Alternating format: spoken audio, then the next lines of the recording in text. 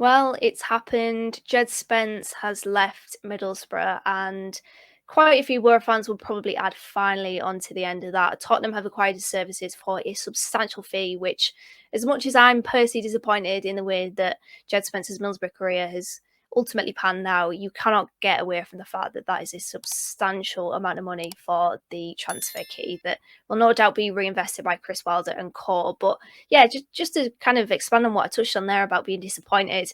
Obviously, Djed Spence came into the Middlesbrough team as a ball out of the blue under Jonathan Woodgate, and nobody really expected him to come into the team. I know Johnny basically manifested it on the podcast by saying, "Where's Djed Spence?"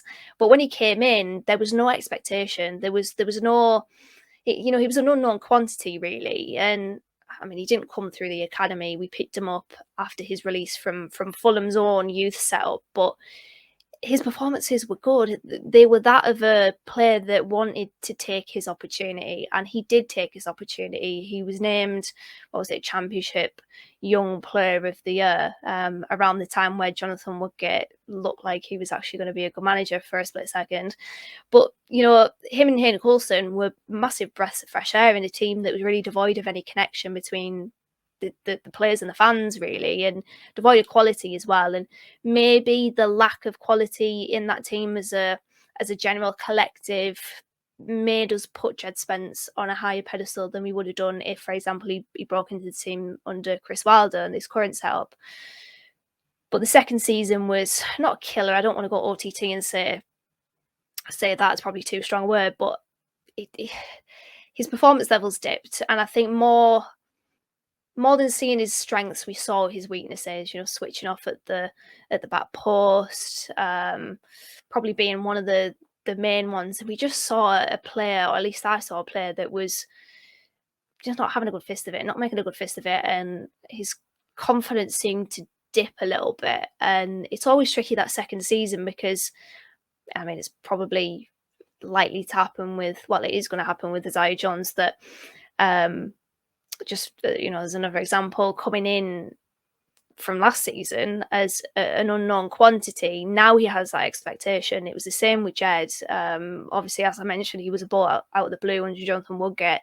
Then the following campaign, he was no longer that. We had that expectation of him, and he fell below it, unfortunately. And yeah, there were criticisms of him, and I mean, it's always going to happen. I mean, it would be hypocritical of me to say, don't criticize a player, because we do it on the podcast. The podcast is all about discussion, be it positive and negative, and that's just part and parcel of being a football fan. You have positive and negative emotions and opinions and discussion points, but I do think some of the criticism was getting a little bit carried away. But ultimately, his Middlesbrough career just dipped, and yeah, in fairness, I thought, and I think I mentioned this on the podcast early last season, that he was getting back into his mojo, but Neil Warnock played him for a few games, and then I remember a game against Derby where Anthony Dijksteel was playing right wing and Djed Spence was on the bench, and I think that pretty much said it all, that his future was not at Middlesbrough at that point. And I don't think anybody could have expected his rise and his ascent at Forest. I mean, ultimately a playoff winner.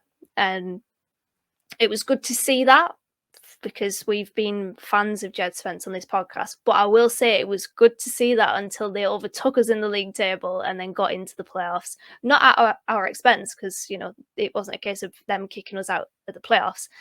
They just kept going under Steve Cooper, didn't they? And kept building and growing. But, it is a shame. I did hope for more progression from Djed Spence at Middlesbrough, and unfortunately it didn't happen like that. But it is going to be interesting to see him in the Premier League if indeed he does become Spurs' number one right wing back. I think they've been interested in him since that cup game against Spurs at the Riverside back in 2020. I do remember reports coming out at that time that they were pretty keen.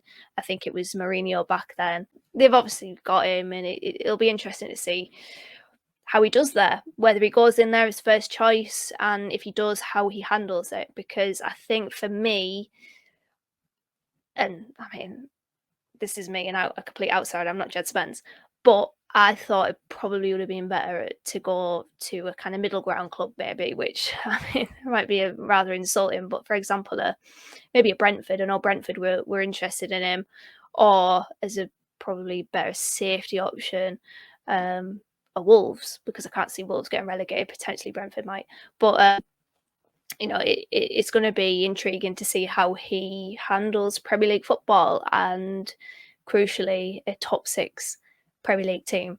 But yeah, a little bit disappointed with how it's transpired. But as I said, Boro are getting a big fee, and a big fee for a player that they picked up for a free, or maybe a little bit of money, the compensation potentially. But yeah, a significant,